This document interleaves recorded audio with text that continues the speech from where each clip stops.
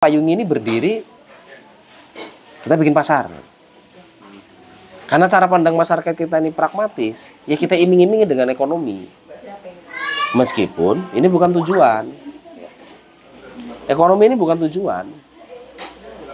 Jadi material ini hanya satu alasan kita untuk membuat orang mau ikut, tertarik atas apa yang ingin kita perjuangkan, hakikatnya yang kita perjuangkan apa. Setelah material itu naik kelas mental, naik lagi spiritual. Kalau capaiannya hanya material, orang akan berlomba-lomba berebut keuntungan. Orang tidak berpikir untuk kepentingan umum. Orang akan berpikir untuk kepentingannya sendiri. Kemudian,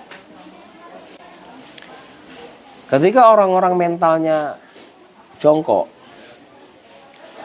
dia tidak kreatif, dia tidak inovatif, dia tidak mau belajar, dia tidak punya keberanian.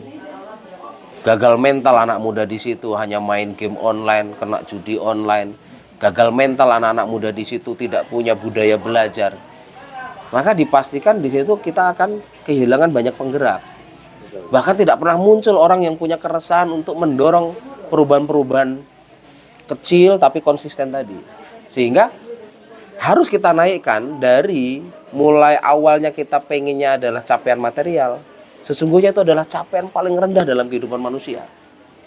Yang paling tinggi adalah capaian mental, di mana kita akan banyak orang-orang yang punya inovasi, punya kreativitas, karena dia punya budaya belajar, dan semua orang di sini mengalami itu, peningkatan mental. Sangat foundation. Betul. 3 tahun yang lalu, ibu ini, emak-emak ini nggak ada yang berani begitu. Tapi karena ada transformasi pengetahuan tadi, ada pergerakan, ada pengorbanan tadi. Nah, pengetahuan inilah yang membuat mereka jadi naik mental. Jadi mereka punya keberanian, mereka jadi inovatif, mereka jadi kreatif, ya kan. Mbah-mbah itu, mbah-mbah ini tak ajak fashion show aja kalau kita pakai seragam, lagi bikin seragam ulang tahun itu, wow dia seragam. Mereka kita ajarin desain Canva, mau mereka dan bisa desain Canva. Jadi pengetahuan itu membuat orang naik mentalnya. Yang ketiga adalah spiritual. Jadi kita butuh manusia yang hidupnya mau melayani orang banyak. Mungkin di tempat Bapak Ibu itu ada orang soleh secara ritual. Tapi saya tidak bisa memastikan apakah dia soleh secara sosial. Kalau kita hanya punya ritual tapi tidak punya spirit, maka bangsa kita juga nggak berubah. Yang kita butuhkan spirit dan ritual. Dia orang baik yang punya semangat untuk memperjuangkan orang banyak. Dia juga punya ritual di mana dia punya dimensi vertikal ke Tuhannya. Urusan spirit adalah urusan horizontal antar manusia. Urusan spirit adalah urusan dia dengan Tuhannya. Agama apapun. Nah, hari ini kita sedang kehilangan spiritual. Ada orang yang sudah tidak punya ritual, ada orang sudah tidak punya spirit. Jadi alasan paling memungkinkan untuk orang bisa bergabung dalam pemberdayaan seperti ini adalah kita iming-imingi ekonomi. Meskipun itu adalah capaian paling rendah, yaitu adalah material tadi. Ada capaian tertinggi yaitu spiritual, ada capaian yang menengah adalah mental. Nah, ini harus dipenuhi ruang ini. Hidup tidak hanya ngisi material, tapi juga ngisi mental dan ngisi spiritual. Nah, jalannya apa? P3 tadi, pengetahuan, pergerakan, pengorbanan. Pengetahuan apa? Malam Kamis mereka akan pesantren wirausaha. Apa yang kami lakukan di malam Kamis itu? Baca Quran, sholawatan, asmaul husna. Ya, kalau saya ada saya kasih tausiah, kalau saya nggak ada ya gantian siapa yang ngasih tausiah, atau kita undang tokoh yang bisa memberikan kita keilmuan tertentu lah gitu. Bisa kita undang pakar pertanian organik, bisa kita undang pakar teknologi gitu. Dan itu wajib. Kalau ada yang nggak datang maka dia nggak boleh dagang. Sakit saudaranya. Orang dagang aja bisa datang kok, kalau santren nggak mau datang. Jadi keras sebenarnya, pemberdayaan ini keras. Keras untuk membuat mereka naik mental, naik spiritual tadi. Kemudian anak-anak kecil ya, anak-anak kecil sekarang dari umur 15 sampai 20-an yang SMP, SMA, bahkan kuliahan itu, kita adakan namanya pesantren digital. Baru kalau itu. Setelah kita melihat pertumbuhan mereka juga terpengaruh dengan kebudayaan selama 6 tahun ini mereka membantu orang tuanya, kita peduli, dimana mereka juga kita ajari desain grafis, kita ajarin editing video, kita ajarin copywriting, kita ajarin pengelolaan website gitu. Supaya nanti kalau saya meninggal, orang-orang di sini bapak-bapaknya udah nih pada meninggal, mereka yang melanjutkan pergerakan ini. Sampai kiamat lah kita pengennya lah ini. Sampai kiamat des dah, payungnya berarti berhenti gitu kan. Maka jalan pengetahuan, jalan yang paling sulit. Tidak semua orang mau meluangkan waktu untuk memberikan jalan pengetahuan tadi. Seperti halnya hari ini ada sekolah desa dari 3 desa itu. Ya keinginannya calon bupati juga sih itu. Ketika nanya yang harus dilakukan di kabupaten ini, SDM saya bilang. Nggak ada cara lagi. Mau potensinya hebat, SDM-nya mohon maaf jongkok. Betapa banyak alamnya indah, manusianya tidak indah. Kita ingin membangun kualitas sumber daya manusia kelas 1, kita ingin membangun tata ruang kebudayaan yang ada di kampung itu kelas 1 kan? Kan gitu. Jadi jalan pengetahuan ini memang jalan yang sulit gitu. Kita ada sekolah seni. Jadi kalau ada lukisan karya macam-macam, ada pameran lukisan. Bahkan anak-anak tadi disabilitas aja kita ada yang perupa rungu, ada yang lukis. Ada yang ekoprint, ya kayak baju ini kan baju ekoprint pakai daun kan kayak gini. Jadi kita bangun pengetahuan ini bukan untuk mencari gelar, bukan untuk cari ijazah, bukan untuk dapat IPK, bukan untuk dapat nilai. Tapi jalan pengetahuan ini adalah pendidikan transformatif yang membuat orang itu tumbuh skillnya. Ya kalau di sini ada profesor, wah kami nggak dengerin kan gitu-gitu. Berpikiran bisnis pribadi. Wah, kami nggak mikirin yang gitu. Jadi kami berbicara tentang nanti kan dapat juga. Ya. Kalau seiring dengan kenaikan mental dan spiritual, materialnya dapat. Buktinya omset kami bisa sekarang 100-an juta. Itu turutan. Betul. Perputaran uang di kampung ini udah 15 miliar. Enggak, yang saya maksud tadi itu kepentingan pribadi, bisnis pribadi. Semakin banyak, value ya, semakin banyak kepentingan pribadi dalam sebuah masyarakat, maka value-nya akan mengecil. Ya. Semakin orang hanya mementingkan dirinya sendiri, value di kampung itu kan kecil, nilai di kampung itu makan kecil. Semakin banyak orang berpikir untuk mengorbankan dirinya bagi kepentingan umum, maka value-nya akan membesar. Dan itu terjadi di payungi. Jadi, itu jalan kedua, jalan pergerakan. Jalan pergerakan itu, kalau hari Sabtu pagi, emak-emak sudah nyapu, mereka bikin bedengan sayuran di ujung untuk nanamin sayuran nanti musim hujan.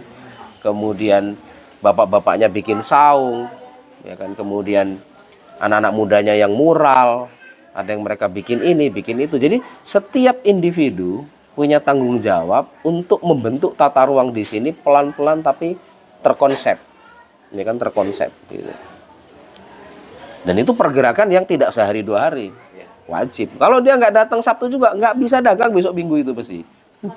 Jadi setiap Sabtu ada kegiatan itu? Itu adalah konsekuensi pergerakan.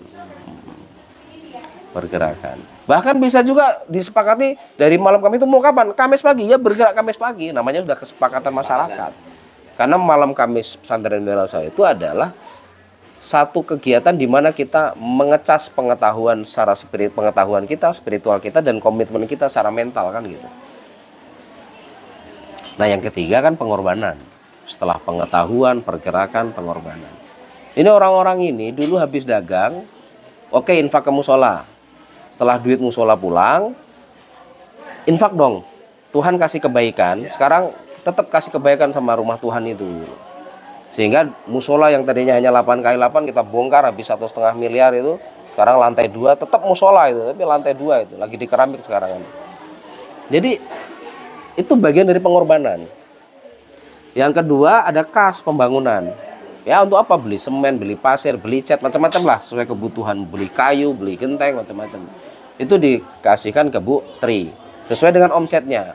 Sebenarnya murah banget. Kalau omset dia 1 juta, berarti dia kasih 10.000. Kalau omset dia 8 juta, dia cuma kasih 80.000. Kasihkan ke Bu Tri. Nanti Bu Tri mengumumkannya kapan? Di malam Kamis. Kas pembangunan kita sekian. 0,1% aja, Bro. Dikit kan gitu. Kok ada yang sakit? Nah, jadi diskusi waktu itu. Gimana ya? Yaudah ambilin kas pembangunan. Ada yang protes. Janganlah kalau kas pembangunan diambil nanti kita mau ngapain nggak ada duit. Yaudah iuran lagi 2.000-an aja.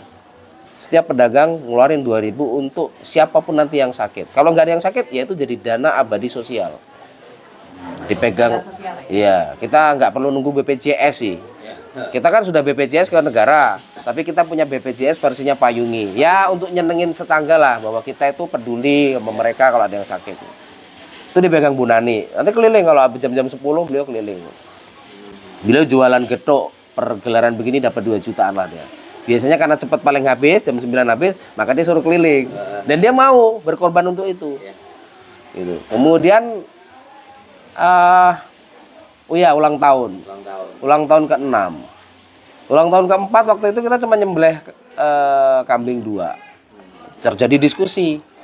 Kita yang masak, bapak-bapak yang ngabisin. Kurang kita ini katanya. Terus gimana? Ya, kalau mama sudah protes itu nggak bisa dilawan. Ya, kalah. Ras terkuat di muka bumi kan mereka. Dan itu kehebatan payungnya ada di perempuan. Ya udah kita beli sapi aja yuk. Kita iuran selama setahun. Gimana caranya? Setiap habis gelaran ada iuran sapi. Bener lah, kita bisa beli sapi, nyembelih sapi, bikin sate 1.500 tusuk, bikin rendang sampai 40 kilo, dimakan ribuan orang, ngundang orang-orang kampung ini untuk pesta. Ya kadang kalau ulang tahun kita ada musik reggae, yang tahun kemarin kita keroncong. Ini lagi nyari musik apa nih yang mau diundang gitu. Terus kemudian ada pidato kebudayaan. Kemudian ada tarian, kita ada tari majongan, tarian lokalnya kita, namanya Manjau Mejong Mengan. Mungkin yang teman-teman dari Lampung asli kan ngerti kan itu. Datang, duduk, makan. Jadi kami punya produk kebudayaan baru namanya tari majongan. Ya hanya ada di kampung ini. Samalah melinting itu, Lampung Timur. Nggak ada tarian melinting, ya hanya ada di Lampung Timur. Nah, kita kan kalah sama leluhur kita. Dulu kita punya makanan enak nyeruit, kita udah nggak bisa lagi nyeruit lagi karena nggak ada duit. Sungai udah tercemar, nggak ada ikan baung lagi ya kan. Kita nggak ada sayuran lagi. Jadi sebenarnya kita ini jadi miskin material, miskin mental, miskin spiritual, gitu. Kita nggak kemana-mana gitu. Kita lihat spiritual tuh hanya orang sholat rajin itu ritual. Padahal belum tentu dia tuh soleh sosial. Dia hanya rajin ritual, tapi dia tidak punya kemampuan untuk peduli pada masyarakatnya. Kalau lomba-lomba pengen dapat bantuan negara, marah-marah dia sama pejabat, sama Pak Lurahnya sama ini. Tapi untuk diajak berkorban nggak mau dia. Ini kan problem semua desa di negara kita ini. Nah pengorbanan ini juga nggak berhenti di situ. Pengen korban. Kita kalau korban itu gimana ya bisa korban di bulan kurban itu, bulan haji itu. Ya udah, ada laili, keliling ngambilin komitmen ya sudah. Setiap satu sapi ada 7 orang.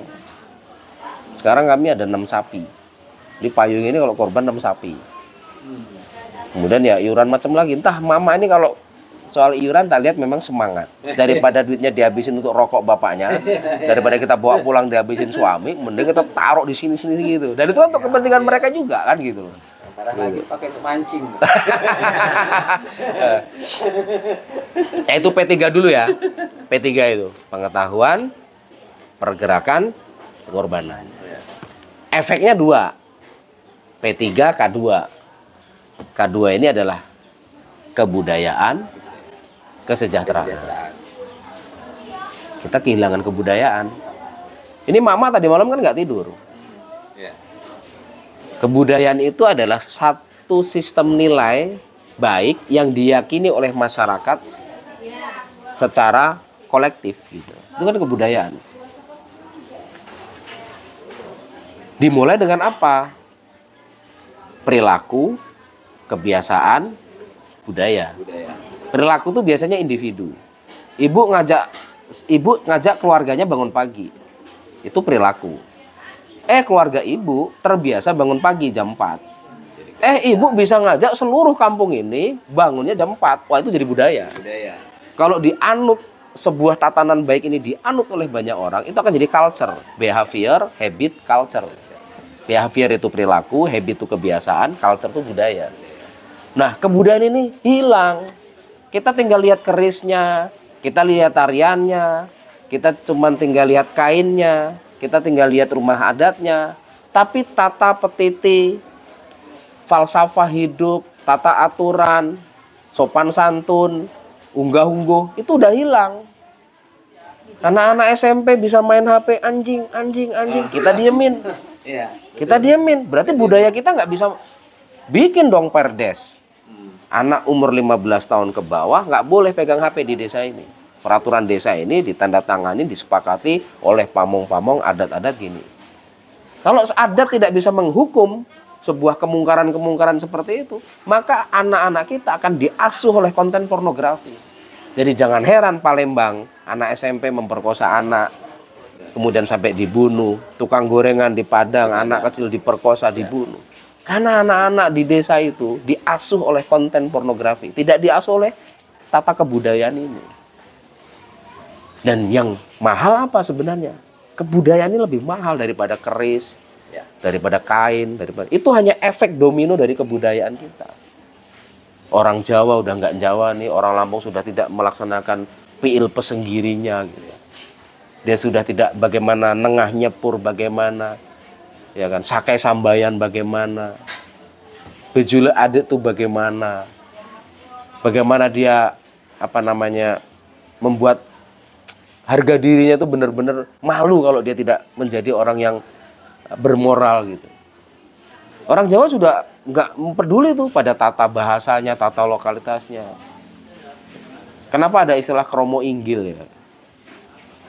Makanya istilahnya tata krama. Karena yang tidak bisa diatur itu kaum kromo, kaum yang bahasanya bahasa kasar. Kaum kromo, kaum kecil, wong cilik kalau istilahnya wong PDIP itu. Makanya harus ada tata kromo. Untuk menata para kaum kromo ini loh yang susah diatur. Nah sekarang ini di desa-desa kita kebanyakan kaum kromo, wong cilik yang susah diatur, yang nggak mau belajar pengetahuan, nggak mau pergerakan, nggak mau pengorbanan. Kebudayaan akhirnya nggak ada. Tapi kalau kita bisa mengerjakan 3 ini, kita akan panen kebudayaan. Dan kebudayaan ini adalah barang mahal yang tidak dilihat, barang mahal intangible bahasa Inggrisnya. Kalau barang mahal tangible bisa dilihat mata, tapi barang mahal intangible yang nggak bisa dilihat. Kenapa Penglipuran Bali itu dinobatkan sebagai desa terbersih di dunia? Selain Melinong di India sama Geton di Belanda. Setiap anak umur 15 tahun kalau dia tidak ikut gotong royong, dia akan kena hukum adat. Setiap suami istri marahan, ketua adat akan memasukkan mereka ke rumah adat. Sampai mereka berbaikan. Kalau mereka nggak berbaikan, ya ditaruh di situ terus, diasingkan di situ. Makanya tidak ada perceraian. 300 tahun Penglipuran menjadi kampung yang tidak ada perokok sembarangan, tidak ada motor masuk di kampung itu, ada parkiran luar. Setiap hari ada orang datang, dan itu adalah tuntunan bukan tontonan. Nah, yang mahal apa? Kebudayaannya. Kebudayaan Penglipuran tuh mahal banget. 300 sebelum ada Indonesia dia udah kayak gitu kok gitu. Adanya negara ini mah jadi rusak kok kita. Adanya demokrasi kita jadi ngawur-ngawur kan. Ya kan. Nah, yang terakhir kesejahteraan. Jadi P3 K2. Kesejahteraan tadi, kesejahteraan itu bukan hanya material. Itu capaian paling rendah dalam kehidupan manusia. Kesejahteraan yang paling kedua, ketiga adalah kesejahteraan mental, kesejahteraan spiritual. Jadi kita ingin isi manusia ini ya cukup materialnya, cukup mentalnya, dan cukup spiritualnya. Nah, P3K2 ini adalah rumusan metodologi dalam sekolah desa kami. Jadi namanya Pancadaya. Panca itu 5, daya itu kekuatan. Kalau dalam pemberdayaan itu kan bagaimana orang punya daya. Bagaimana orang ya empowering kan? Orang punya power kan gitu. pemberdayaan, empowering. Nah, apakah ini bisa diterapkan di tempat lain? Saya nggak tahu. Saya nggak tahu. Tapi saya kemana-mana ya yang tak omongin ya ini terus lah. Ini terus gitu. Terus soal metodologi di taktisnya, yaitu penceritaan payung ini lebih luas. Dan kalau nanya ke emak-emak semua itu pasti jawabannya sama. Mereka juga pelan-pelan ngerti lah tentang bagaimana mereka itu menjadikan payung ini bukan hanya tempat cari uang, tapi kami jadi keluarga gitu. Tanda spiritualitas itu adalah orang-orang ini jadi punya cinta, orang-orang ini jadi punya kasih sayang, orang-orang ini jadi saling peduli. Kalau spiritual seseorang itu rendah, pasti dia mentingin dirinya sendiri. Ya kan? Kalau tanda orang tuh mentalnya naik apa? Dia berani, dia jadi pinter, dia jadi inovatif, dia jadi kreatif, jadi punya banyak gagasan, dia jadi punya ide gitu. Itu tanda tumbuhnya mental kan. Tapi kalau tanda tumbuhnya spiritual itu dia makin rendah hati, dia suka menolong, dia punya cinta, dia punya kasih sayang, dia peduli gitu. Dulu 6 tahun yang lalu waktu kami undi, ada emak-emak itu marah. Saya nggak mau sama dia. Saya nggak mau. Saya kan nggak tahu ada apa mereka ini. Dan saya kan tidak lahir di kampung ini. Saya kan warga baru di sini. Ya baru umuran 6 tahun payung ini ya baru di sini. Cerita gagal saya membuat kampung-kampung kreatif lain ya banyak gitu. Di kampung saya sendiri, saya pernah memasukkan orang tuh sampai 5.000-an orang. Tapi karena anak-anak muda di tempat saya kerjaannya minum tua gitu. Jadi susah gitu. Susah saya ajak gitu. Padahal kami udah pesta pora uang gitu. Bebek goes itu penghasilan per gelaran 3 jutaan. Flying fox, memanah, shelter pedagang saya buatin 20-an. Bayangin 5.000 orang. Ini kan hanya 2.000 orang ya. 5.000 orang itu datang ke tempat saya itu. Problem saya pemerintah. Ini problem saya bukan di warga, di pemerintah.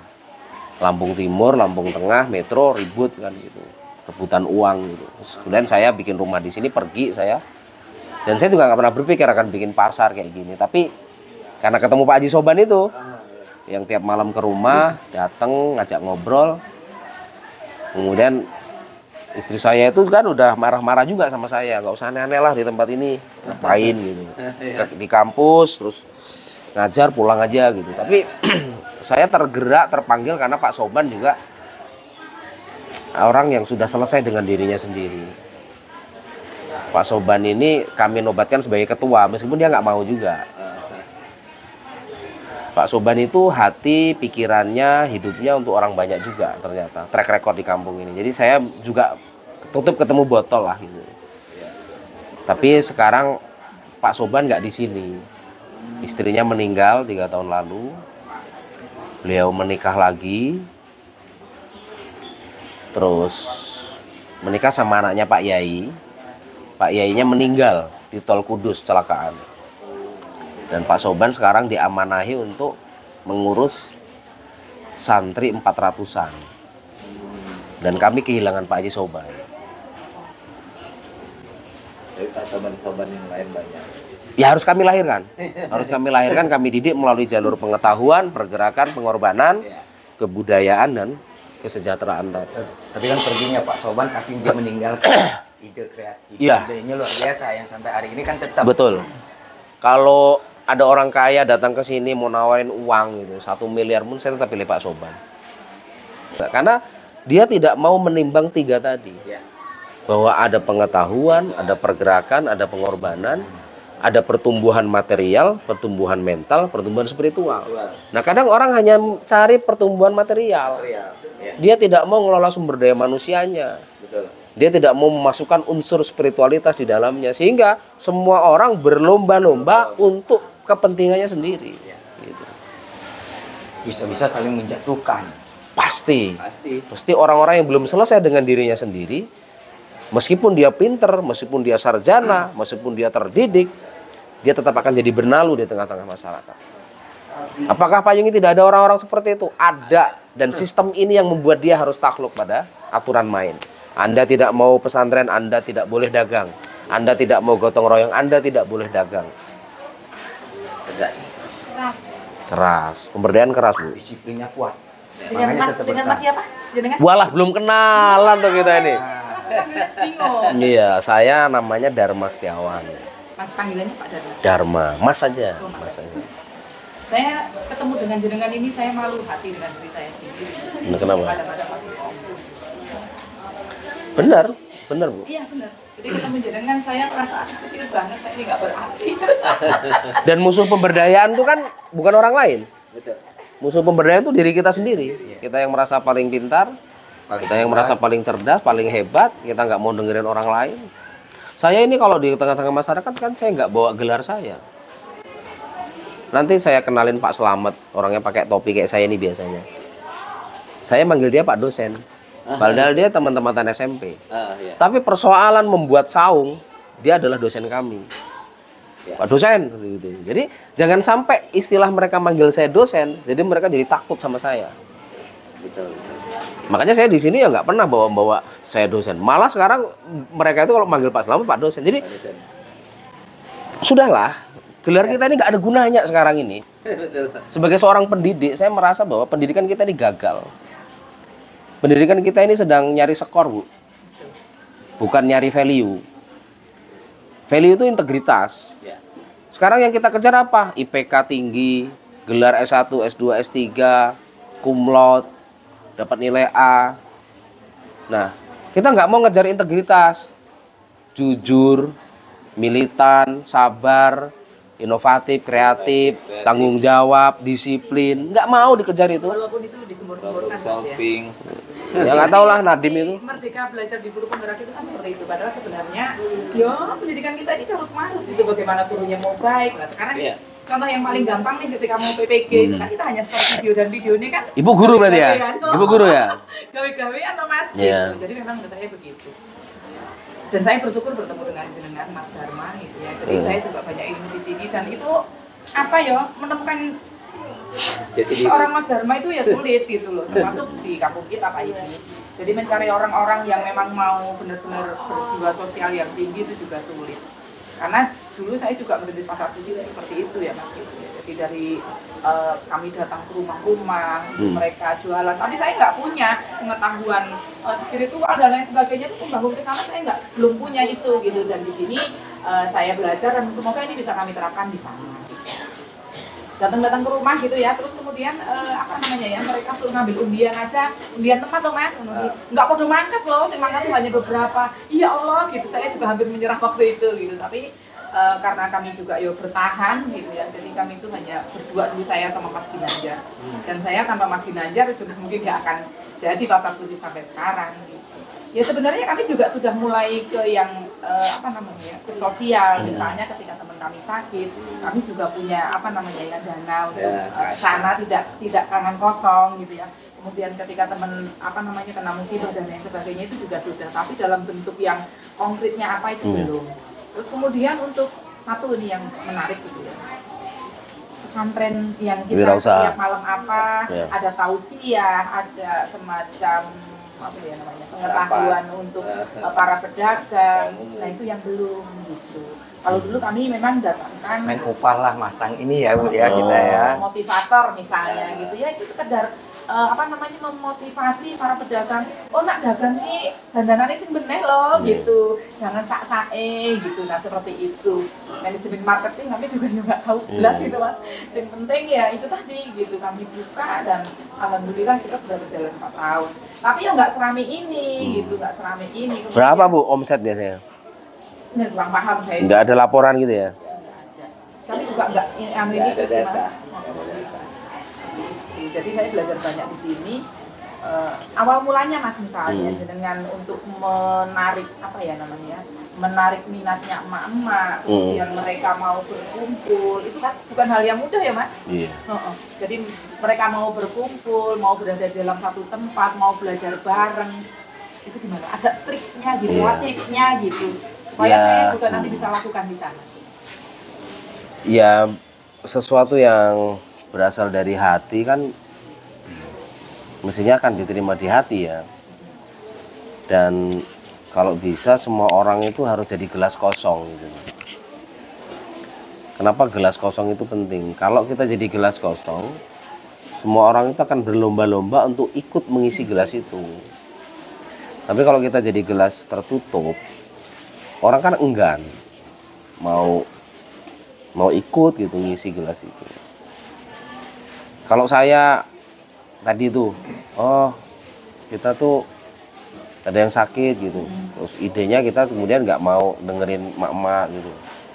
Ternyata mama juga idenya banyak kok. Banyak. Gitu. Jadi kita masih ada ruang untuk mendengarkan mereka, bukan kita yang harus didengerin gitu. Saya kalau lagi di Jawa kayak kemarin seminggu, apakah payungnya tutup? Ini nanti saya mau ke Jawa lagi dan belum tentu saya malam Kamis ada. Apakah mereka juga nggak akan pesantren? Jadi jangan sampai satu individu itu membuat sebuah komunitas bergantung.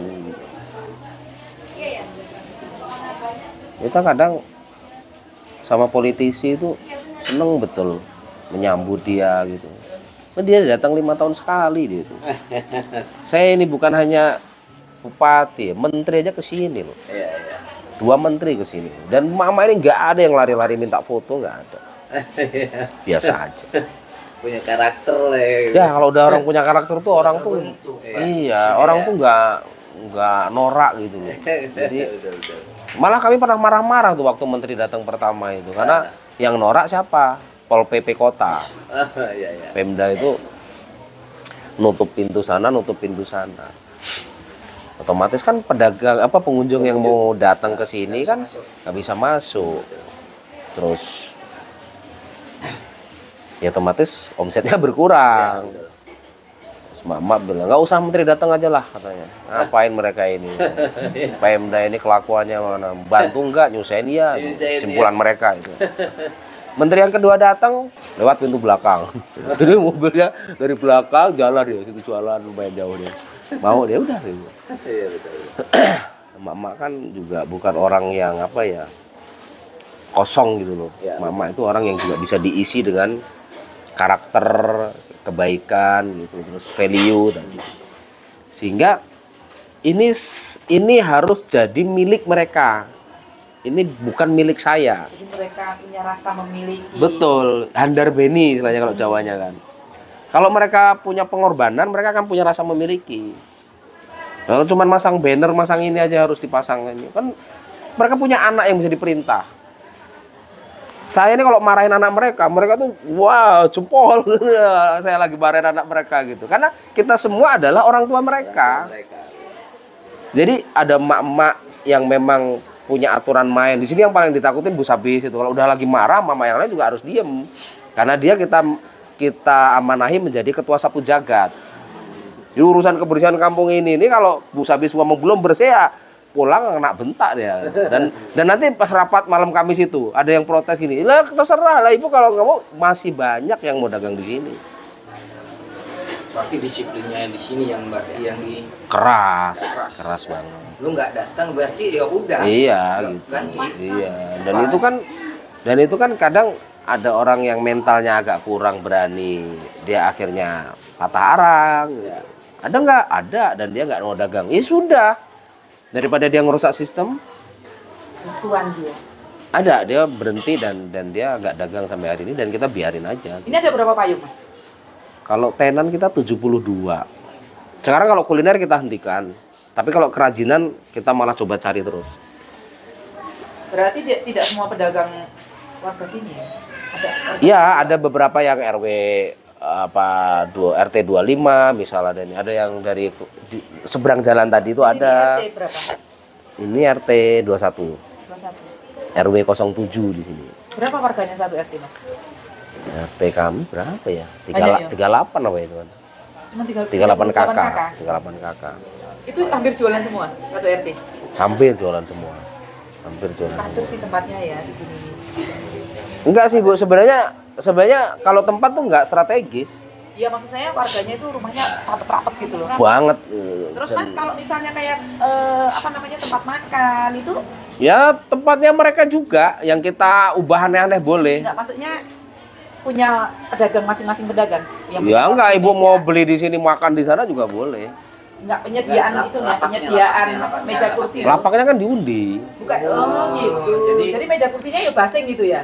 Ya mereka bawa dari rumah masing-masing. Berarti nanti ketika dia geser dia dipindah juga? Iya, dia nanti diundi pokoknya. Dia akan datang dapat nomor itu karena diundi. Sananya gini nih. contoh di sini nomor 21, dia dagang hari ini ya. Minggu depan Besok dia bisa. dapat nomor 70, dia pindah. Biasa. Iya dong, iya dong. Oh, enggak berarti kita mereka rolling, ini. kita ada rolling di sana. Oh, berarti Nah, kenapa begitu? Tapi nggak Supaya tiap hari. kenapa begitu? Supaya setiap sudut payungnya itu dibersihkan secara baik. Dia tidak akan membersihkan mejanya aja. Iya. Gitu. Dan mereka tidak akan pernah memiliki itu, padahal itu punya tetangganya. Kecuali yang punya tanah ya. Kalau yang punya tanah dia nggak usah diundi di situ aja. Dan yang punya tanah kan seneng bahwa tanahnya jadi bagus, emak-emak nanamin rumput, anak-anak muda muralin tembok-tembok. Bahkan ada tembok yang belum dilepo. Kita ini ada program lepoisasi. Itu habis lepo putih itu kan belum digambarin. Itu baru. Jadi kita kalau bapak-bapaknya ngerjain apa, anak mudanya ngerjain apa, emak-emaknya ngerjain apa gitu. Jadi ini sebuah satu kampung yang konsepsinya seperti keluarga. Itu tuh seluruh warga kampung atau hanya RT ini tadi? RT 21 ini? Ya namanya Kampung Payungi. Kita keluarga Payungi. Yang RT 21 ini? Enggak, kita nggak ngomong RT 21. Semuanya. Kita adalah keluarga Payungi. Keluarga Payungi adalah orang yang mau melakukan pancadaya tadi. Oh dia dari warga mana ya nggak apa-apa, asal dia mau melakukan ini nggak apa-apa. Mau dari Israel juga mungkin kita terima dulu. Tapi sekarang kan udah penuh kuliner. Kalau kuliner udah penuh, kita hanya bisa menerima yang kerajinan. Makanya kalau yang di depan-depan itu pasti banyak yang kerajinan kan tadi. Ada yang bikin kerajinan dari sendal, ada yang ngerajut. Terus kemudian ada pelukis ada. Kalau ibu ke sana nanti ada sekolah seni. Teman-teman sekolah seni ada. Berarti kita emang harus buat blueprint dulu tuh tentang konsep yang mau kita buat. Hari ini padat nih kegiatan. Pesantren lantai 2 ada pelatihan bekam. Entah pemateri dari mana dia. Nggak tahu saya. Pokoknya dia nyewa ruang itu. Lantai 1 nanti ada diskusi tentang tadi yang West, Women and Environment Studies. Jadi kelas-kelas itu orang dari luar yang buka kelas di sini. Bisa, atau kami bikin kelas juga. Terus ada sekolah desa dari 3 desa tadi di ruangan yang sebelah sini. Terus nanti juga ada diskusi dengan teman-teman dari calon bupati Lampung Timur ke situ. Terus belum lama juga ada kok adiknya Pak Kodrotul Ikhwan yang mau nyalon tulang bawang tuh ke sini. Dia bawa tim belajar di sini. Ya, pertanyaannya semua sama. Sekolah desa itu buka tiap hari? Buka tiap hari. Tapi kami kan nanti harus ini ya, cari jadwal juga. Cari jadwal. Taman baca. Kan nginep mereka 2 hari di sini. Mekanismenya seperti apa tuh? Prosedurnya. Kalau sekolah kita desa mau tuh kan sekolah. pertama kita ada social mapping ya. Saya. Jadi social mapping itu tuh baiknya sih perangkat desa dan anak mudanya itu, dan jajaran perangkat desa dan anak muda itu dia butuh pemetaan sosial. Jadi desa itu sumber daya manusianya bagaimana, alamnya bagaimana, mata pencarian orang itu bagaimana, kebudayaan masa lalunya bagaimana gitu. Social mapping. Ini yang ngajar teman saya dosen Unila. Yang kedua pendidikan pemberdayaan. Apa sih pentingnya pendidikan pemberdayaan? Seperti tadi tuh kayak kami kenapa bikin pesantren? Bisa juga di tempat teman-teman bukan pesantren. Ada kata-kata lokal Lampung yang menarik tentang sekolah itu apa loh dalam bahasa Lampung tuh? Hah? Sekolah ya. Misal sekolah itu jadi yang penting itu mengena di jiwa warga di situlah gitu. Jadi menggunakan bahasa lokal, nggak mesti harus pesantren itu. Karena kami tuh ketemu Pak Haji itu dan dia orang pesantren, maka dia bikin pesantren wirausaha. Bisa juga jamaah yasinan gitu, tapi isinya adalah pemberdayaan bisa juga. Forumnya bisa berbagai bentuk namanya, tapi intinya adalah pendidikan pemberdayaan adalah sebuah wadah untuk ngurusin semua segmen usia. Anak-anak wadahnya apa, bapak-bapak wadahnya apa, emak-emak wadahnya apa. Terus yang sekolah desa itu rata-rata usianya berapa, Mas? Maksudnya Iya, jangan yang sepuh lah, jangan yang SMP lah. Kalau SMP itu modelnya bootcamp kami. Kami tuh kalau bootcamp udah luar Lampung. Kemarin dari Bogor, Cibinong itu 3 hari di sini. Dia bootcamp barista kopi, kemudian nyablon kaos, kemudian desain grafis, digital marketing. Banyak Bu, tinggal nanti. Tapi kalau Ibu ajak mbah-mbah, saya angkat tangan. Udah balikin aja, jangan diajak ke sini. Ya, susah di-upgrade itu. Pokoknya Berarti yang muda lah. yang muda. Kalau yang anak-anak namanya bootcamp, kalau yang itu sekolah desa lah gitu. Nanti malam ada kegiatan lagi dari Bandar Lampung, ada 50-an orang ke sini. Mereka mau ada namanya Lampung Literatur. Kegiatan dari Kementerian Kebudayaan kayaknya di aula. Berarti di sekolah desa itu terjadwalkan gitu Mas. Misalnya hari ini Nanti ada tim yang yang ngurusin itu Bu. Jadi nggak mesti ada saya juga. iya. Nggak mesti ada saya juga. Karena kan setelah perjalanan 6 tahun itu siap. Nanti mam sini aja. Bawa sini aja. Di sini orang sukses di kampung saya tuh, anak buahnya 100 itu.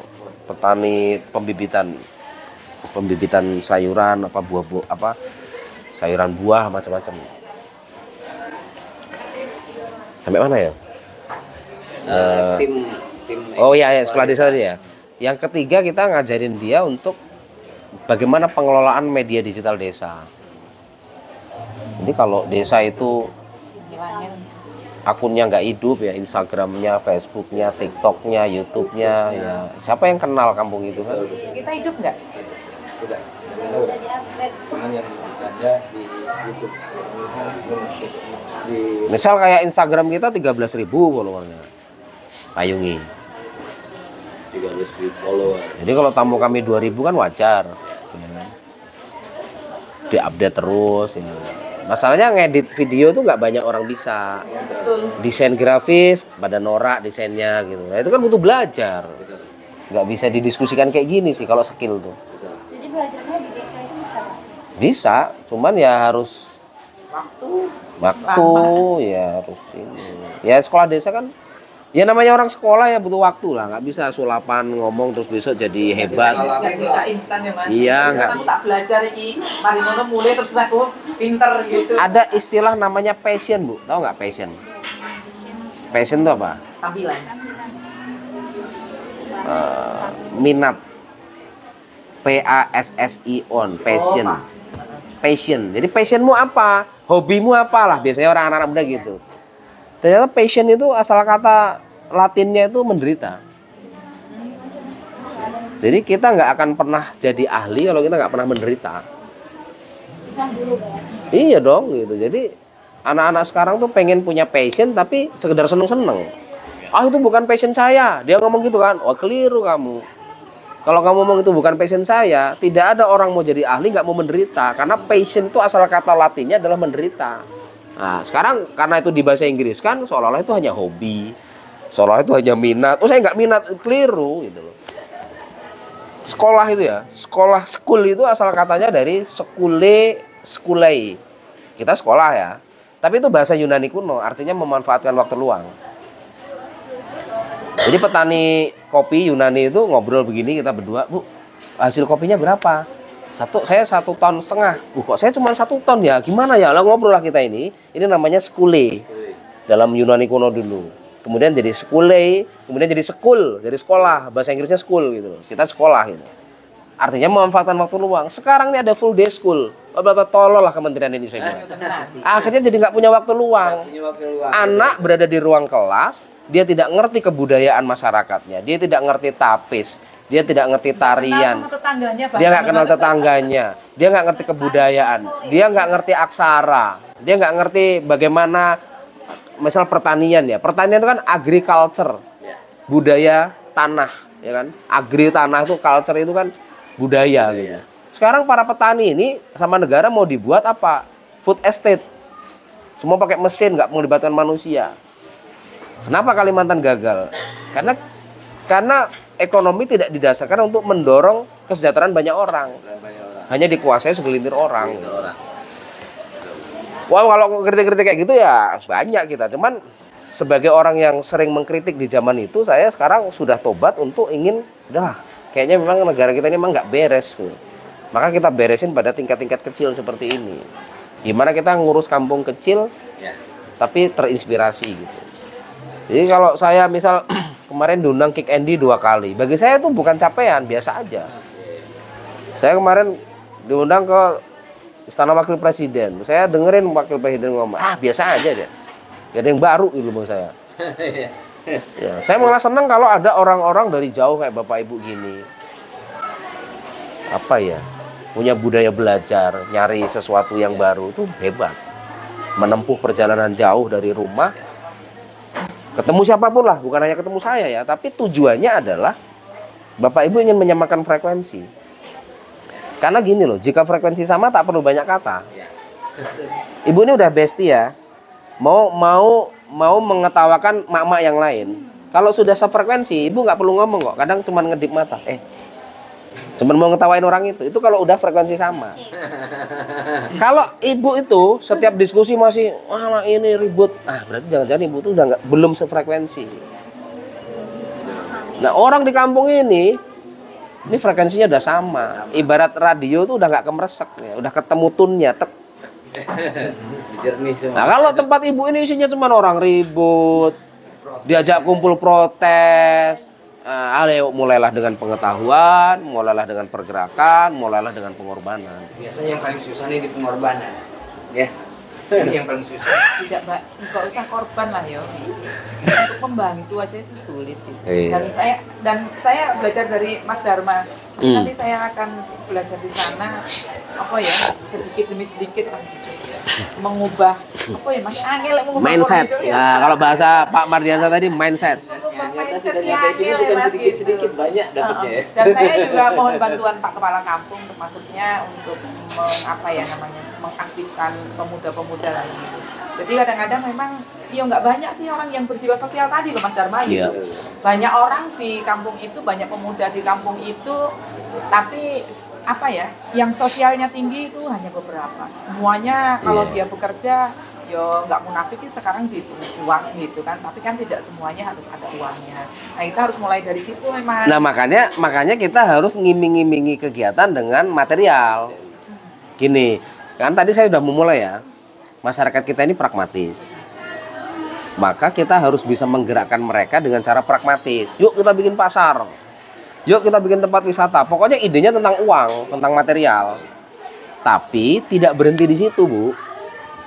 Ini adalah capaian paling rendah dalam sejarah kehidupan manusia pernah ada di bumi ini. Capaian material. Para nabi itu dikirimkan tidak untuk penguasaan material. Nggak ada satu nabi itu dikirim untuk menjadi kaya raya. Sulaiman yang menguasai pernah ingin memberi makan makhluk di laut itu berapa setengahnya aja mati kan, itu aja diberikan harta apa ilmu, dia pilih ilmu gitu loh. Jadi sejarah kehidupan manusia ini tidak dibentuk hanya untuk penguasaan material, tapi untuk menguasai mental dan menguasai spiritual. Lah kok manusia Indonesia ini dibentuk dengan digitalisasi pragmatisnya itu, dengan punya menteri yang ojek online itu, hanya untuk entrepreneurship bisnis. Dia tidak menemukan jati diri mentalnya, tidak menemukan jati diri spiritualnya. Tidak beradab gitu. Akhirnya tidak beradab. Nah, jalan material ini hanya satu alasan untuk orang-orang pragmatis itu tertarik.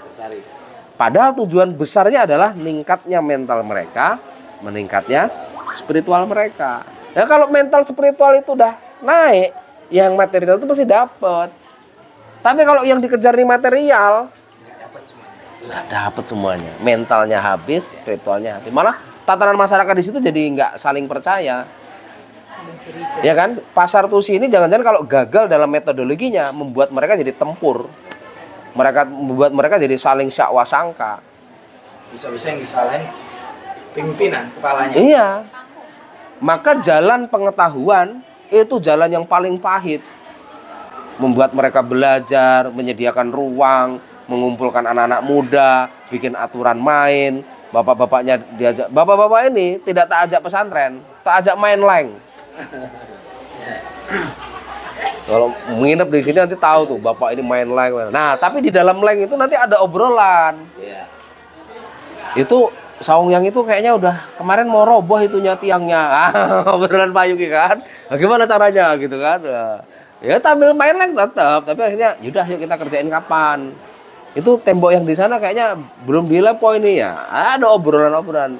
Kita loh, gentengnya habis kemarin, ada beberapa yang rusak. Ada nggak warga sini yang masih ada genteng sisa? Ada, bapak itu ada. Yaudah kita ambil dulu. Kadang nggak semua orang harus diajari dengan diceramai, nggak semua harus diceramai. Kadang harus jadi sahabat. Metode. Metode pendekatan. Community bahasa tingginya gini, community approach, pendekatan masyarakat. Kalau main perintah ya wong males. Oh males, males susah. Saya juga nggak perlu marah-marah. Saya jadi teman mereka, saya jadi sahabat mereka. Saya ingin menjadi manusia yang selesai dengan diri saya sendiri. Saya tidak minta sepeser pun kok uang dari mereka ini. Saya merasa saya sudah cukup. Saya merasa saya sudah selesai dengan diri saya sendiri. Dan saya ingin menjadi bagian dari rumah mereka. Jadi boleh umur muda gitu, tapi pikiran kita kan harus dewasa. Karena banyak di sini orang-orang tua yang pikirannya kayak anak-anak masih banyak. Dan saya harus sabar. Yang muda-muda, yang berpotensi. Memangnya kan langkah kami ke sini ini sebenarnya begini. Ini salah satu penawar hijau warga, entah kenapa di bawah angin apa, main di balai ngobrol nih.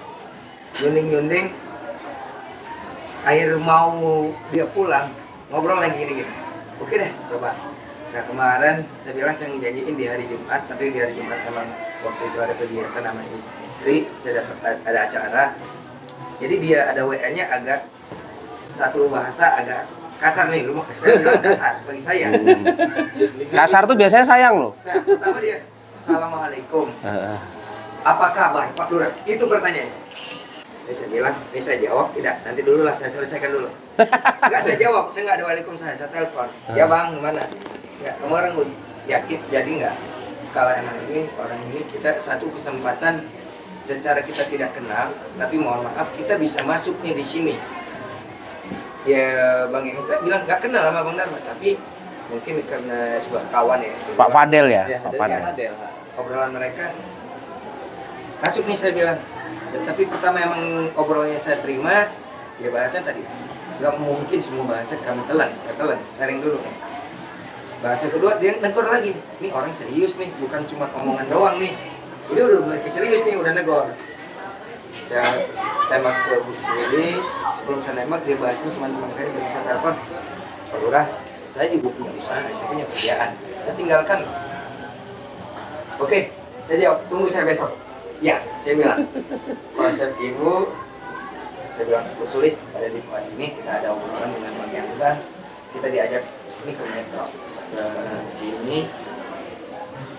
Kapan Pak? Ya besok subuh berangkat. Kok mendadak?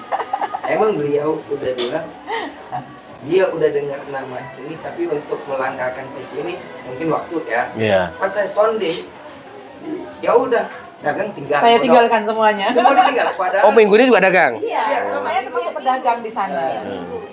Jadi kan di sana. Katanya, oke Pak, berangkat. Saya udah, padahal udah nyanggah dulu nih. Aduh gimana ya? Gimana ya, mendadak saya udah siap loh Pak, besok untuk Saya sudah 80% ini persiapan gitu. Kalau ngomongnya dari kemarin kan saya nggak belajar siap-siap lah. gitu. Oh iya iya. Sekarang yang dagang siapa? Anak-anak. Oh iya. Jadi awalnya dulu saya begini Mas. Jadi saya itu sama Mas Ginanjar disuruh buat produk yang menjadikan brandnya Karang Taruna Penawar Hijau gitu. Oh. Saya disuruh buat kue lapis, kebetulan saya tukang gali kue loh Mas. Gitu. Terus saya hitung itu nggak ketemu, kalau misalnya dalam skala kecil loh gitu, untungnya nggak ketemu gitu. Terus saya bilang sama dia, piye gini ada yang buka pasar kuliner wae gitu kan, pasar kuliner. Nah saya Koping Gruput dulu, saya kan dari Pring Sewu. Oh Iya. Sewu. Dan setiap minggu kalau saya ke sana itu saya pasti ke Gruput. Dia udah 7 tahun malahan. Iya. Kita baru mau 6 tahun ini. Saya baru 4 tahun. Terus gimana kalau kita buka pasar kuliner gitu kan? Pasar kuliner kayak mana? Begini. Terus dia ngadep Pak Lurah. Terus oke, terus saya kumpulkan pedagang, terus buka. Gitu. Jadi nggak punya yang, pokoknya tujuannya dulu ya itu bikin brandnya dulu. Terus ya apa namanya ya, meningkatkan perekonomian. Apa itu artinya tusi itu apa? Kusi, K. Kebalikan isuk. Oh, pasar Itu pagi. yang ngasih nama kebetulan Pak Kakam kita dulu, Pak Mulyoto. sarapan pagi. Sarapan Pasar pagi. isuk. Apa namanya? Pak Lurah itu menurut saya juga menarik ya ketika ditai oleh Pak Mardiansa seperti itu ya. Bagi saya itu juga ya kan kita butuh orang yang yang mengkritik kita loh. Iya. Kan kita kalau dikelilingin orang yang muja-muji itu sebenarnya malah kalau kata Rasul sih ya, cari pasir disiram ke mukanya. Kalau ada orang yang muji kita itu. Karena itu bagian dari sesuatu yang jahat dalam kekuasaan. Kalau orang hanya muji-muji kita dan kita nggak pernah mendengar suara lain gitu. Iya. Makanya dia bilang, dia peduli. Maka konsepnya pasar Busi udah bagus. Tapi dari minggu, dari bulan, dari tenda itu dari hampir 60 ya, tinggal 30, 40-an, kemudian kok kurang pengunjung, pedagang katanya kamu lagi. Nih, hati-hati nih, pasar ini jangan sampai mati lagi. Oh ya. Udah ngobrol-ngobrol, udah ya makanya saya bilang, ini orang, saya bilang pertama rasa peduli dulu, tapi Iya. dengan bahasa agak kasar. Dia peduli, tapi kasar nih. Orang buat nantang nih. Itu makanya nyambung ya. Saya nggak orangnya ceplos-ceplos, Pak. Saya nggak bisa ngomong. Iyalah. Kita kalau di dalam pemberdayaan Kalau nggak begini, nyambung kan dia nesu. ya gini, kalau di dalam pemberdayaan ini kita gampang itu ya, emosi, nanti malu sendiri. Dia ngomong gini, aku nggak mau dagang lagi. Kan dia akhirnya malu sendiri tuh. Berhenti, ya pas karena waktu itu pas dia berhenti kan belum serame ini ya. Dia mau masuk lagi jelas malu, itu satu. Kedua, di sini nih orang marah itu biasa, ribut tuh biasa. Tapi dia tetap akan berbaikan karena itu dinamika beda pendapat aja. Di tubuh Pak Yuki juga konflik itu biasa. Tapi saya yakin begini sih, semua yang hidup tuh pasti akan mati. Tapi tidak semua yang hidup bisa memberi arti. Nah, cakep. Iya kan? Kita semua ini akan mati gitu. Tapi tidak semua yang pernah hidup ini bisa memberi arti. Nah, jadikan kita lahir di kampung itu, kita mungkin akan meninggal di kampung itu. Kita masih bermasyarakat di situ. Yuk jadikan kampung ini jadi kampung terbaik.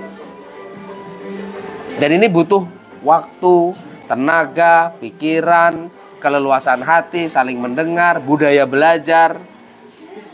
Jadi kayaknya sih 8 tahun Pak Lurah nanti selesai, itu pasti hebat tuh Pasar Kusi. Kita perlu menggabungkan pemimpin yang juga ngerti tentang falsafah kebudayaan dan sebagainya. Kita juga butuh komunitas masyarakat yang juga berjuang untuk menghidupkan kebudayaan. Hal itu kalau ketemu gimana? Ngeri itu. Luar biasa. Ngeri itu, pemimpinnya hebat, masyarakatnya hebat. Wah, viral itu. Saya butuh tuh arsitekturnya metro itu seperti Islamic Centernya Tubaba yang dibangun oleh Andra Matin itu. Hebatnya Pak Umar itu jujur aja, masyarakat biasa nemuin dia. Ini Pol PP nggak nanya ada janji tidak, nggak nanya di depan nggak ada janji nggak, dulu nggak. Masa Pak Bupati ada dia kalau waktu ada kalau nggak. Iya. Nggak ada pertanyaan udah ada janji belum.